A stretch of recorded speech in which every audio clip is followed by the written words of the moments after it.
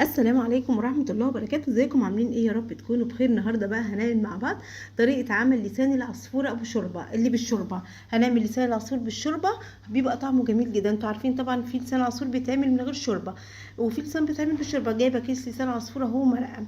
طبعا عشان هنعمله بالشوربة، لو ما عندكيش شوربة عادي تعمليه بالمرقة والفلفل الاسود، هيبقى طعمه جميل. انا جايبة كيس لسان عصفور اهو زي ما انتم شايفين ومرقة. هنعمله بطريقة جميلة جدا وسهلة وان شاء الله تعجبكم.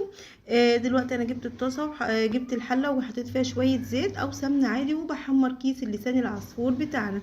بفضل اقلب فيه زي ما حضراتكم شايفين كده بالمنظر ده. بفضل اقلب فيه، شايفين اهو. لازم تقلبي فيه كده عشان اللون بتاعه كله يبقى موحد، يعني يبقى كله احمر زي بعض زي ما انتم شايفين كده اهو. شايفين؟ نبدأ نقلب فيه ونصبر السنه كده ونروح نقلبه تاني اهو. شايفين؟ نفضل نقلب فيه زي ما احنا شايفين كده اهو،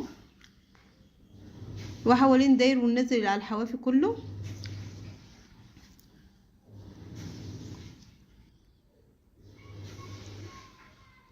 اهو. نفضل نقلب.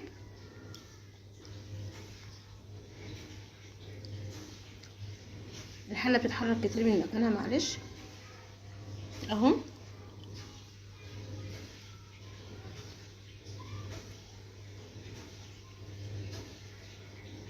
زي ما انتم شايفين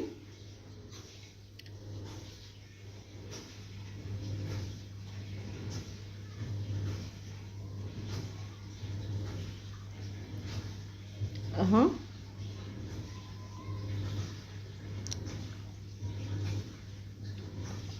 شايفين؟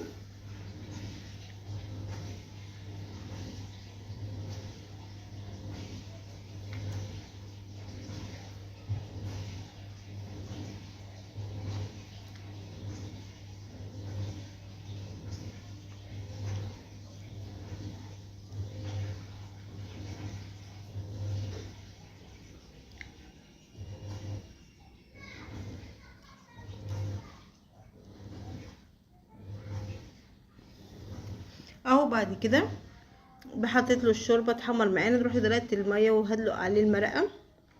لو عندك شوربه حطي، عندك مرقه حطي، عندك فلفل اسود حطي، اي حاجه حطيها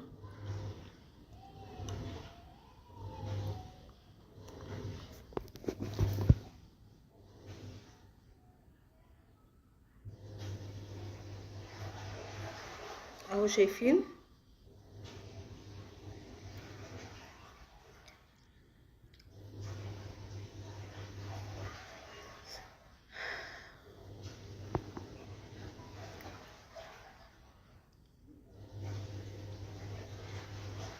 اهو بنفضل نقلب.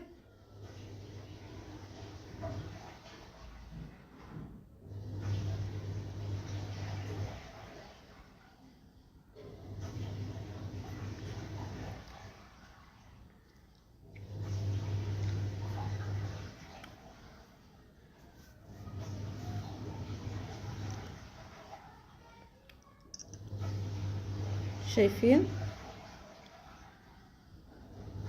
بفضل اقلب فيه واسيبه تقلبتين واحط مرقه. لو حسيت ان هو عايز مرقه بحط له، وافضل اقلب فيه كده كل ما ده شويه اهو. شايفين؟ والشوربه بتاعته خفيفه كده، وما تحطيش الميه على القد اهو.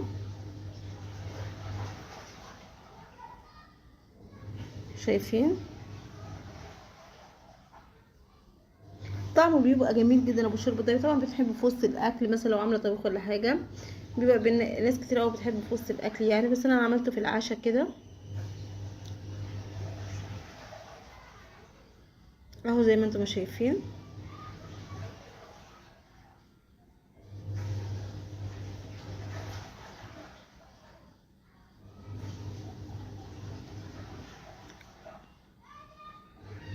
قرب يستوي معانا. طبعا اول ما يستوي هوريكم الشكل النهائي بتاعه. انا حاسه ان هو عايز، فحطيت مرقه تاني. شايفين بقى؟ بتحسسك ان هو زي ما يكون عاملاه بشوربه بجد، لان المرقه دي بتدي طعم جميل جدا لسان العصفور.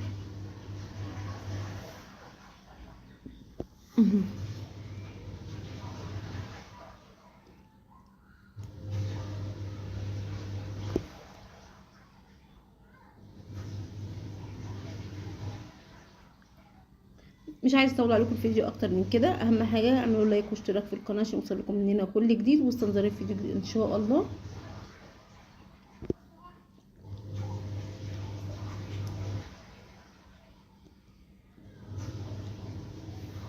ده الشكل النهائي بعد ما خلصت طبق لسان العصفور بتاعنا. اتمنى الفيديو يعجبكم. يلا سلام بقى يا حبايبي.